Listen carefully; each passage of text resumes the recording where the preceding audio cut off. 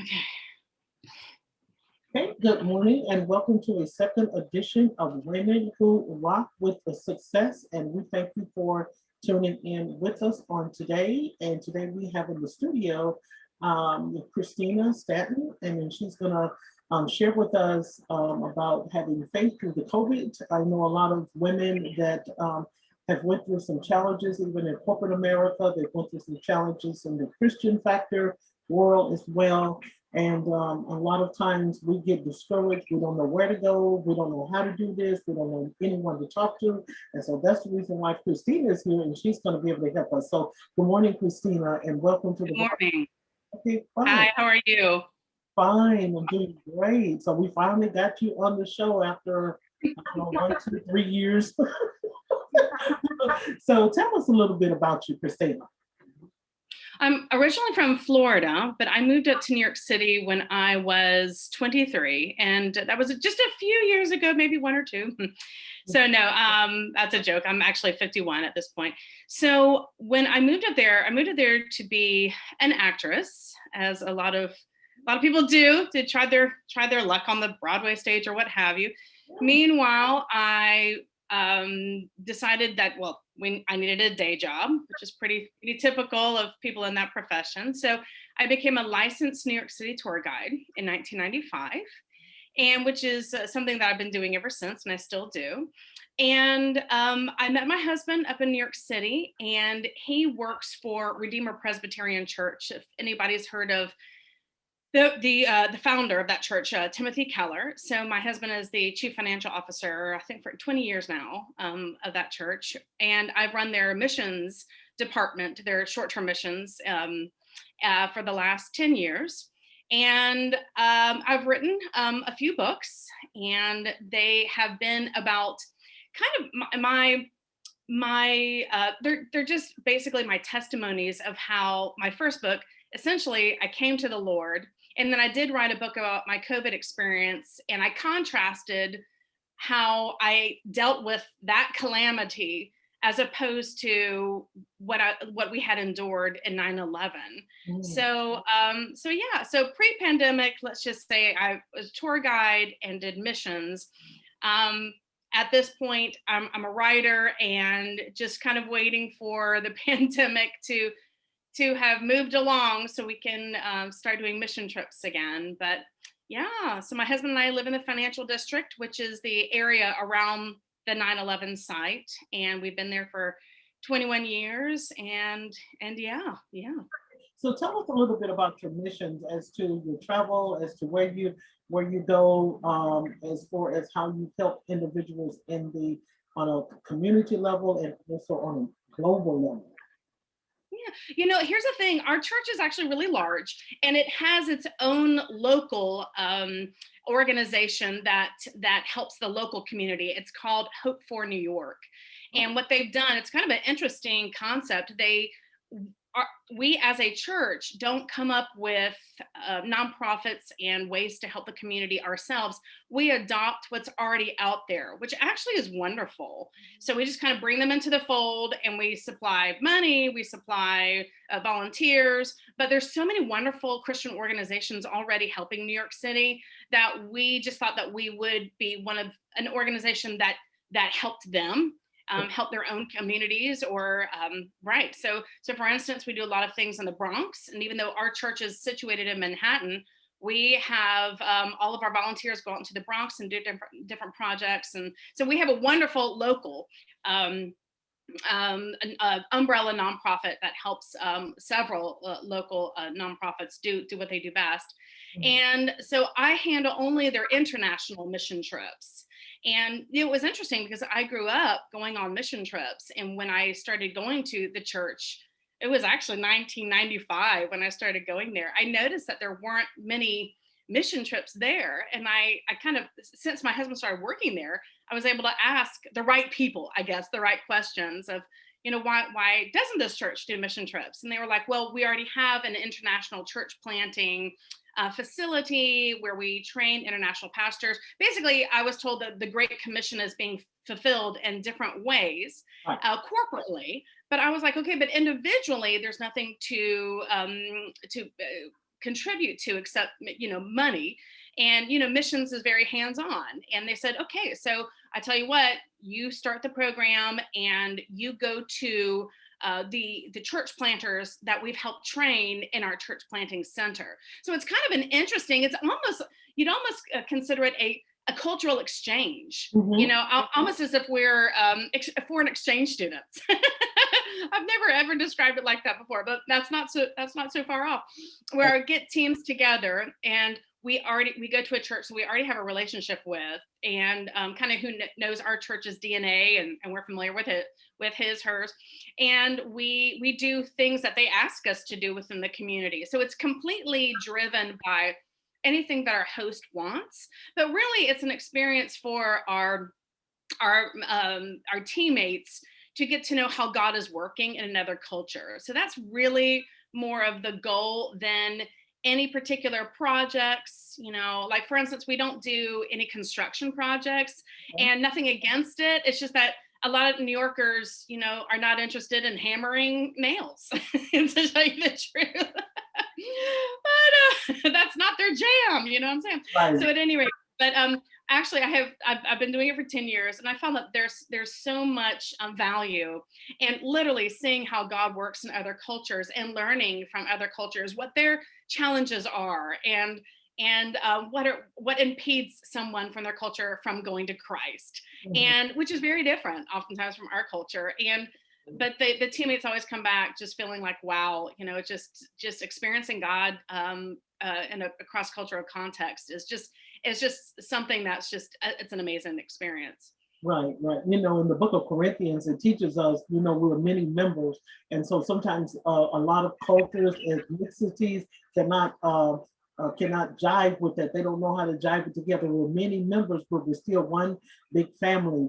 Just think about it. If one person was just everybody in the universe was a preacher, or everybody was an evangelist. So, what I'm hearing from you, you brought many facets to the ministry, even though they may already had something coexisting already in that area, but you still brought some different ideas to the ministry to be able to help. And that's, and I applaud that, because I feel that people need to have a different mindset, open mind in 2021 as how to be able to reach individuals. And I think that is very, very important. And then that's also awesome that they was able to accept what you had to offer in order to, to be able to bring to more people in the community, as well as on a national standpoint. Great, that's really great. So, say, walking a mile in someone's shoes, the older I get, the more I realize how that it's so loaded with blessings in every way. yeah. And it's literally trying to see the world through their eyes, their challenges, their blessings, what has happened in their culture to have brought corporately as a culture to this spot moment in time. And it's just there's so much to learn from each other. There just really is. And through that, you go back to your own culture and see your own culture through a new eyes and say, what culturally am I the person why I am that is apart from God, or is conforming to the Bible, or how is it contrasting? You realize that we all have our cultural DNA stamped on us, but where does it jive and not jive with the Bible? And so I really feel like it gives us all new lenses in which to look at ourselves and our own culture. That's right, absolutely. I wanted to kind of share a little bit too with you, as well as with the audience. I think it was the Assemblies of God. I was sitting in one of their ministries, and so the Gideons, the Gideons Bible. So one of the organization speakers that came to the church and brought some very powerful testimonies. So one testimony that he had brought is that after they were packing up in this foreign country, after distributing Bibles, and then he told us the pros and cons of it, how people took the Bibles away and threw them away and stuff too. But then when they were in this one particular part of the country, they were packing up everything, and so here comes this person galloping down the road. This is, probably in a community where there's no street lights or what have you and things like that. But they only had the half part their torso. The rest of it, they didn't have no legs, they didn't have no thighs, they didn't have no feet or anything. And so, that brought a lot of attention to me. Just think about the ones that do have the full activities of their limbs, that do not try to, get closer to Christ. And here's this person that's coming down the road, down on a dirty road or what have you, with just hands, walking on their hands, trying to get to the word of God. So that really touched me. Of course, I was bawling and things in the church and what have you, and some of the other members were. And so I just think it's very important for us to learn a little bit more about everybody's type of, genre that they job with, long as they're trying to win and trying to win others to Christ and what have you. And so that's the reason why Such a good point. Such a good point. very, very important. We're really on our mission trips, and I know mission trips can receive some bad bad press about we're there for our white to spread our white cultural blah blah blah. But I can tell you for sure, I've never had a mission trip teammate who didn't go over there willing to just learn, not to teach unless it's called for in a certain circumstance, but to learn.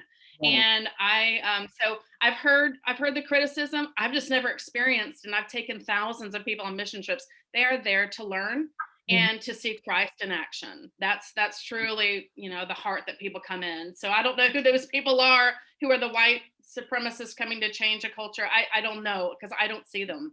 Yeah, yeah. And so even with that, and I'm not, that's a different topic for a different show. I think everybody. True. You're right. Yeah, they have a different, but I had an opportunity to work with some of them, and it really wasn't as what people probably seen. I think sometimes different ethnicities, they have their own different beliefs as to how they want to live. Just don't bother me and things like that. But I did not see what they were publishing on the news or whatever they may have written in articles and things about them. I just didn't see it. And they treated me just like any other human being. I think we have to learn how to learn people first before we, learn their culture, learn what it is, the reason why they don't like this particular point, or learn what it is that their pros and cons. You have to learn. They treated me just like I was a queen. And I'm like, oh, really? I thought you were like this. So we have to learn people, listen to them. That's the key word. Listen, see what their views are and what have you. So we're going to get to a little bit in more of the meat and potatoes of what you do. And we want to talk about a little bit about faith. And so this is what a lot of the women have been going through, women that are in business, women that are in a Christian setting and what have you. Where do I go from here? You see, I'm just going to be honest, Christina. A lot of times when, we would see the individuals on television, they're running their programs. Yeah, God is this. Yeah, God is that. But now since the pandemic has hit in these large churches and things, you don't see that fire on the that fire. So how can they move with faith from that and things? And sometimes I'll be looking, I'm like, okay, I don't know what to say. I see you, but I don't know how to help you in that area. So this is your part where you come in and you help us to be able to understand about the faith walk as to when we're going through things and what have you, how to reach out and be able to know that this is not the end. Right. I feel like the Bible makes it very clear we're to live in community with each other. So I know that this is a tough time because we were literally meant to be brothers and sisters, accountable for each other, living in community together. So it's a tough time being separated because we literally need each other in every single way. And if I can just tell you a little bit about my experience and how I was able to bring the community to me and how they blessed me, because we still are brothers and sisters, whether we get together in person or not, and we still need each other, right? So I live in New York City, and last March, it was interesting. I had brought my nieces up from Tampa, and it was my oldest niece's graduation present. She was graduating from high school that year, and so a week trip to New York City, woohoo, right?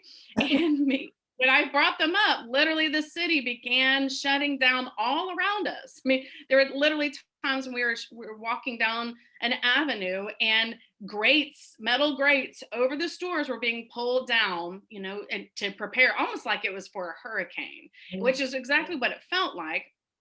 And so I thought, I'd said to my husband, Brian, listen, we need to get them back to Tampa. This isn't happy. It's not healthy. I actually don't have anything to do with them right now necessarily because the Broadway shows are shut down. This isn't a fun graduation present right now. But I couldn't get them a direct flight back to Tampa. And they're young. I didn't want them to have to stop over in another city and navigate planes. So my husband said, let's just go home with them and we'll stay in Tampa. This will blow over in a couple of weeks, and we'll be right back in New York and just starting life again. And we'll have a graduation present, a fun time down there.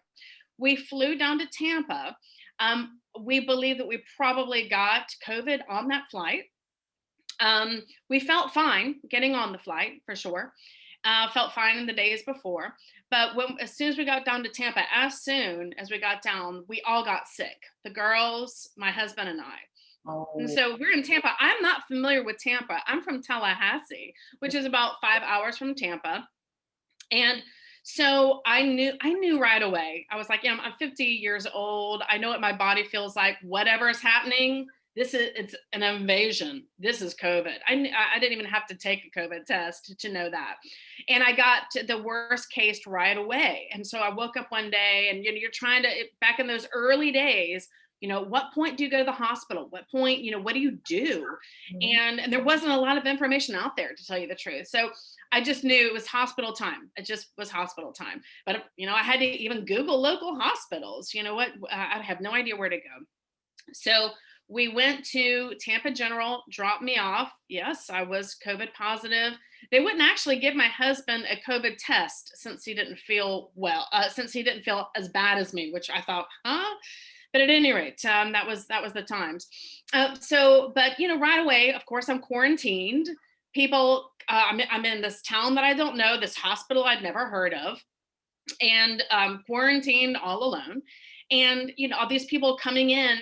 Actually, I didn't see people all that often because it was so new. I would see a nurse or what have you maybe once every 5 hours, just because they didn't want to. I understood it. They didn't want to expose themselves to me. They'd come in looking like space aliens, with all this stuff on, and they really did, and astronauts or whatever, and as they're walking on the moon. And at that point, as soon as I found out that I was COVID positive, I just knew that this was going to be a bad case. I just felt like it. And it took me 2.5 hours. I even timed it. I emailed everyone I knew. That includes all my friends on the mission trips, overseas. I emailed everyone and I said, I think I'm in the fight for my life. Please pray for me. I'm in Tampa, blah, blah, blah. I put it on social media. And I know I had at least 3,000 people praying for me. I go to the same orphanage. I've been going to the same orphanage for 10 years in the Hillbrow section of Johannesburg, South Africa. And the founder, who unfortunately just passed a few days ago, had all the kids praying for me daily. And I even filmed them praying for me, which of course I will keep for the rest of my life. I had my host from Madagascar praying for me. I just loved knowing that people were praying for me in Madagascar. But I really felt like I need those prayers. This is going to be a tough one. And I remember, at one point, a doctor came in, told me, I asked him honestly, I said, am I going to survive this? And he goes, you have about a 50% chance of surviving it. And I was like, what? And I was thinking, Christina, you asked. And I did appreciate him being honest with me. But I remember when he left, I just didn't know what to do. I couldn't talk on the phone, because I didn't have enough lung support. I turned on the TV and there was it was basically all the channels were one big COVID update. And I just, a lot of them really horrible stories. Okay. Then, especially all the stories coming in from New York City, from Queens specifically. Then I turned on social media, and there were all of these stories that articles that people were sharing and resharing about the deaths that were piling up. And I said, okay, enough. Since I've sent out the emails, shut the computer, shut the TV. I said, okay, Lord, it's just me and you. It is just me and you here. And I'll be honest with you, I was quarantined, and I didn't know anybody, and you hear about people being quarantined all alone. But I'll be honest with you, I did not feel alone. I didn't feel alone. I knew the Holy Spirit was with me. Mhm. I knew that people were interceding for me. I Mhm. needed their community. I couldn't talk to them, couldn't have talked anyway. So even if I had a community, even if I could, let's say go to church, which I couldn't, of course, but that was a point where really my community was right with me, Okay. and we were not in person. And I believe that their prayers actually, lifted up to God, and He did, spare me of a death. And I remember praying at one point. I was like, Lord, if this is the end of the road for me, that's okay. If that's what it is, that is what it is. Just let me have peace. Let me have peace in my heart. I don't want to go angry. I don't want to go upset. I don't want to go feeling alone. I want peace, and I want the Holy Spirit with me, because that's a victorious. I want a victorious way to go. That's what I wanted. All right. And I really felt that God answered all those prayers. And I think He does have me alive for whatever longer. Mhm. And I'm good with whatever He gives me. But it was, I guess, if we're going back to the original question of we're away from each other in church, we still have absolutely the ability to pour into each other's lives and Right. to speak into each other's lives. Right. And we might have to get more creative, but there's some things that, we need to keep up with each other, Mhm. shut down that social media when you need to, shut down that news when you need to, because it's just distraction. This might be a time to pare down in your life of, how do I make sure I am keeping up with people, pouring into their lives, and without getting distracted by the stuff that distracts us in every day. Because now we just have to get more intentional with how we are communing with each other and communing with God. Right. Right. Absolutely. Wow. That's an impeccable story. I mean, sometimes we can some, we lost about 500 and something thousand due to COVID and what have you. And so for the ones that survived it, kudos to you, Christina. Great. I'm serious. I had spoken with someone and they was like, it was just devastating, just with the respiratory and what have you. And sometimes people don't know, but at least you went in there and you got before God first. Look, if this is going to be whatever your decision is, I want to make sure it goes peaceful. And I feel that that is very, very important, that when we're going through things, we engage others in. I feel that we have a strong bond when we pray for one another. That's a good Yes. strong bond towards one another. So, with that being said, so did that impact your faith even more when you just said, okay, this is I've survived this. God has given me. It's not a really actually second chance. It's just some things come to us that we don't have no clue. We don't have any clue. So how did that increase your relationship with God? So I really felt that in the aftermath, and I have had some health issues in the aftermath of what I have something called what they call long haul syndrome. And for instance, I haven't gotten my sense of taste and smell back, and I have nerve damage and things like that. I if anything, I know it was such a touch and go situation. You're so aware that I might have 10 minutes left. I might have 2 weeks left, but this is really touch and go. This can go, I sometimes watched my health go downhill within a half an hour, that I believed my body was preparing for death. There is one particular time I absolutely believe my body was checking out, was preparing for death. And and the fact that I'm still here, I absolutely believe that God has some things for me to do until it is my time to go. Again, there's more of the intentionality. It's like, okay, well, if I really believe what I said, when I was talking to God in that hospital room, like, I want peace in my heart. I want a peaceful, being when I go to you. But I also said, Lord, whatever time you have left for me, whatever that would be, I want to glorify you. Mhm. Right. So I've made that pledge before. You know what I'm saying? I had a near death experience during 9/11. Okay. And that one was, I was like, Lord, I don't know if you're there, but if you are, reveal yourself to me, essentially. And I'm going to follow you. Mhm. And when I was making that vow again in the hospital room, like, Lord, whatever you have for me, whatever is left, I just want to live for you. There really isn't anything else more important than that. There's nothing I want to accomplish. There's nothing I want to do. There's nothing more, I'm really down to the raw, whatever time you give me left, I just want to live for you, Lord. And that was a real, I said it out loud.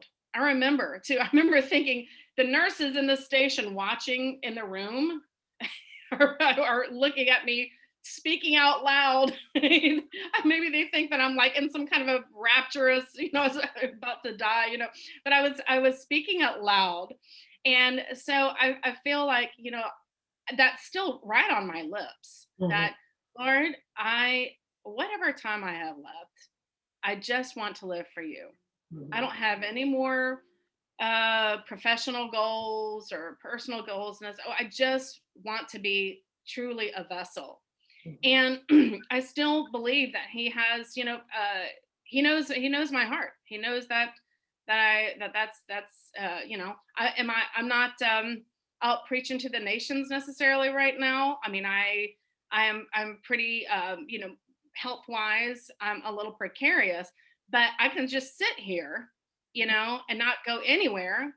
And God's got things for me to do.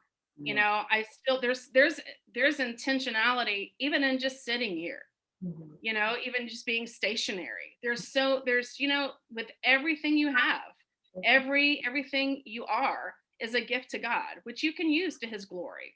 And I just want to be used as a vessel for God's glory for whatever time left. So that was born, it was a reminder during COVID.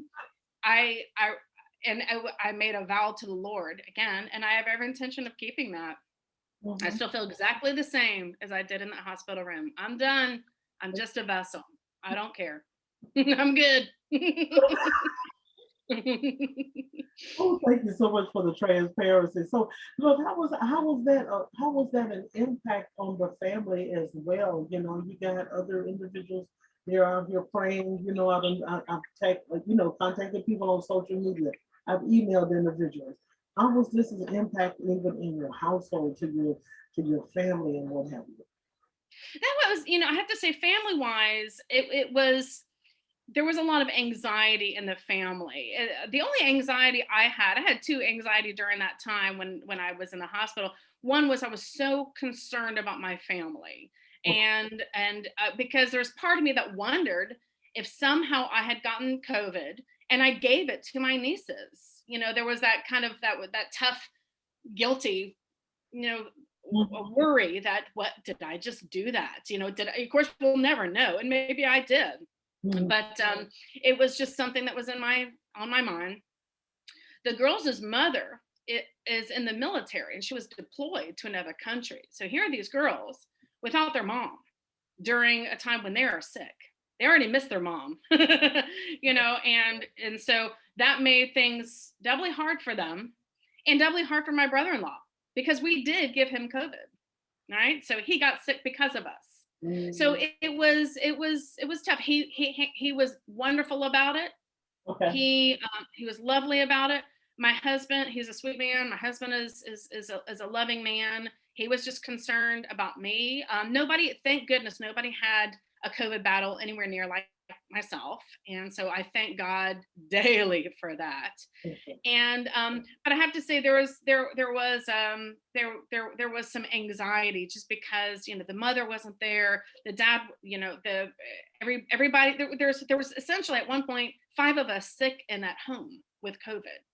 And right, and you gotta understand now we live in an age of being able to order things and they're delivered to your door. Well, guess what happened? It wasn't happening then. CVS and the pharmacies and the grocery stores were so backed up from people doing that because they didn't want to go to stores that we couldn't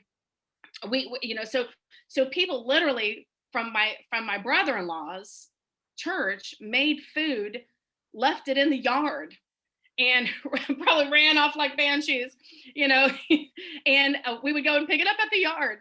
But that was very sweet of them, because I mean, that talk about getting to your pared down, self.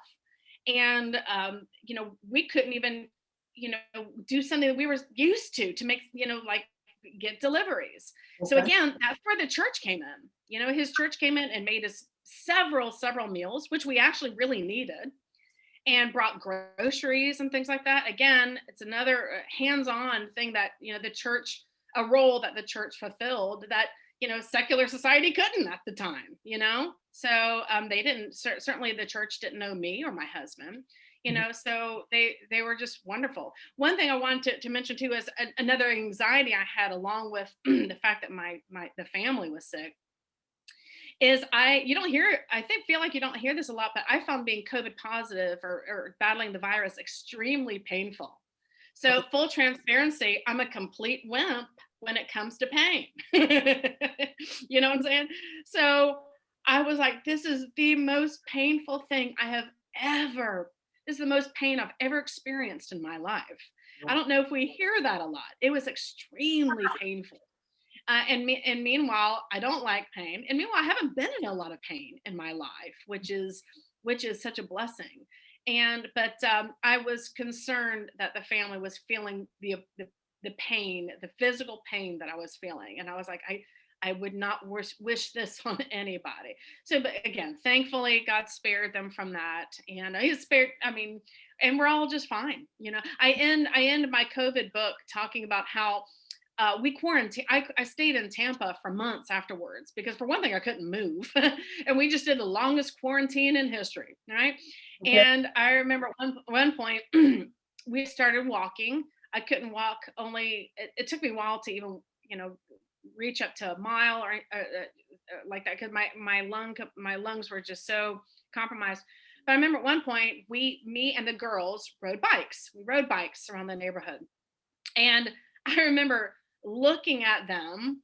They're beautiful girls.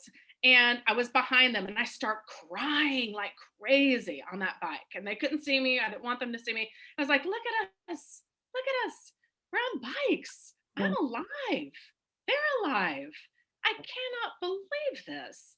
I was just told about a month ago I might die. And I thought I came pretty close. And I cried so hard. And I was just like, thank you, Lord. I was like, Lord, I cannot just thank you so much. It was just quite the moment. Okay, okay, great. So let's talk about the book, Faith in God Beyond, with COVID. So share with the audience some of the takeaways that you are interested in your readers to be able to grasp from your publication. So I'm sorry, was the question where could they get it or something? Yeah, some of the takeaways, some of the bullet points that you would like to share with us. Right. So I've already mentioned a few. I do some bullet points on shut down that social media, that we have gotten just so preoccupied with filling our brain and our time with diversions. I feel like at this point we're all kind of like squirrel, because we just have so many distractions. And if there was ever a time to rid that and get with Christ and get real and get pare ourselves down, now's the time, right? And so one of them is get rid of the distractions, social media and the news being one of them. Get into the habit of when you need to take breaks, you take breaks. because you do need that. Right. Every person does, whether they get COVID or not, but we need to watch out for those distractions, especially in our American culture.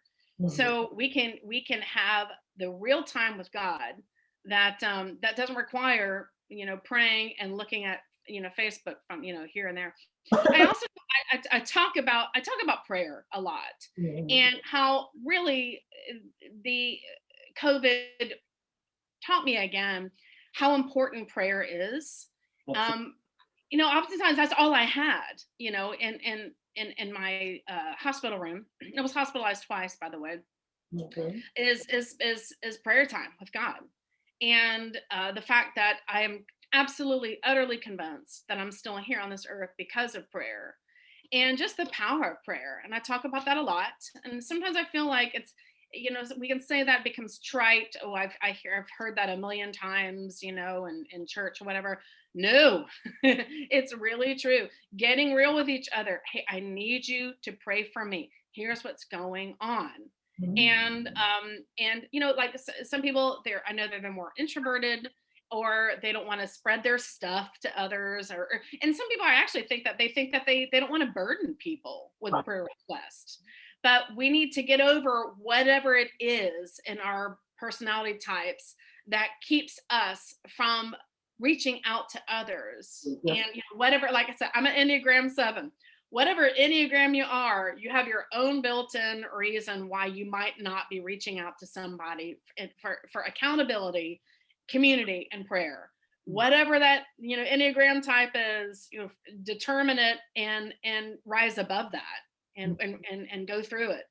Because when we be in community, and that was another of my point, is I talk about, hey, how people would come and drop off food when surprise surprise, we couldn't get deliveries. And some of our just normal things we don't have to rely on people anymore. We can rely on, let's say, the CBS driver who but you know what, that doesn't take away the amenities of our present lifestyle, doesn't take away from the fact that we still need community, because that's a biblical mandate. Yeah. And we need to be relying on each other, even if you can get that CVS. That's right. I mean, go ahead and put it on your church's prayer list. I am sick. Let the church bless you with meals. It's a blessing to the person making your meal to Mhm. be able to do that for you. It's another form of love within community. Right. Let people express that love. You don't have to rely on the local grocery store. People feel blessed and feel in community when they're making, for instance, meals or bringing over groceries or what have you. But the more I feel like our culture is taking us away from needing each other, the more I feel like it goes against our biblical need to be in community. Right. And so they're at odds as well. So I make some of those points in the book. Okay, okay, great. So what is the next chapter for Christina? What is the next chapter? I know that you wrote about your experiences about 9/11, and then you wrote about your experiences about the COVID, and I'm pretty sure so Amazon and Barnes and Noble probably have a slew of books that are coming out, with authors in regards to their experience of the COVID-19 and what have you. And so share with the audience, what's the next step for you? So the immediate next step is, this year is the 20th anniversary of 9/11. And going off of my first book, which is again a long testimony of how I came to know the Lord, essentially, which was in that book. I am also a 9/11 historian. Okay. Um, and so I love sharing my testimony to churches and to small groups. I'm sharing at a Christian school tomorrow. I'm actually sharing at a prison Sunday, about an hour and a half away. I love sharing my testimony, but since this is a big year for 9/11, because it's an anniversary year, Mhm. I'm sharing a lot of my testimonies to a lot of different groups, and it's a wonderful time period for me that that I can interject how God changed my life, and changed my heart through that experience. And so I love the opportunity, that I'm getting because I do have the opportunity. And so I've lined up a lot of places to speak. Also, too, I've written a lot of articles. I'm a writer as well. I've written a lot of articles that will be appearing in different publications like Christianity Today and The World. And there's a lot of Gospel Coalition, a lot of different Christian publications, again, about my experience with 9/11 and how God met me in that dark hour. So it's just it's a passion because I feel like, I learned this on mission trips. We, people like us, we go to another country, we may have very little in common with that culture, the culture that the people that we are and where we come from. But one thing that we can all relate to that is bridges any cultural divide is our personal stories. Nobody can take that away from us, from our firsthand stories. Everybody understands how low you can get, for instance, when your parents die, or how God met me through a tragedy like 9/11, right? And so I learned the power of a firsthand account of sharing something that was very meaningful to you in another cultural setting. And I'd see it again and again with the mission trip teammates, that we all understand loss, we all understand suffering. And so I just feel like I've been given a wonderful opportunity in this particular year to share my testimony about God. Now, after 9/11, I don't know. I'm just a vessel. And I actually have no idea what God has for me after then. And I'm completely open to it. But right now I'm concentrating on the wonderful opportunities I have coming up in the next 4 months to share my testimony. Okay, great. Because we're certainly going to have you back on the broadcast for perhaps maybe that one and our women empowerment broadcast as well, to be able to inspire women. Because a lot of people, they just hear about 9/11. They don't know what some of the people went through. They don't know what some of the family members are still going through. They don't even know the impact that it has had upon these family members. Children, they just hear 9/11, oh, we're going to celebrate it like it's a bicentennial. It's not a bicentennial. This is where the United States had really got attacked at a vulnerable time of our life. And it took away so much from us, not just the people, but it took away, like, some of our grid away from us. You can walk in, you can, the United States helps everybody, let them in. You can take classes, you can take courses, you can do anything. But then for someone to go in and flip it to their own personal gain to try to assassinate. So it's more to it with 9/11, and we're certainly going to have you back, Christina, for that. And so the listeners in the audience, you already know how to stay connected with us. You can go to our website at womenwhorockWithSuccess.com. Christina, we thank you so much for being our guest on the day. We're going to have you back again not on 9/11. We're probably going to be bringing you back on another platform before then, so you can be able to speak with the women on the Christian sector. So until next time, thank you so much for being here today. Okay. Thank you so much. Have a wonderful day, Christina. Thank you.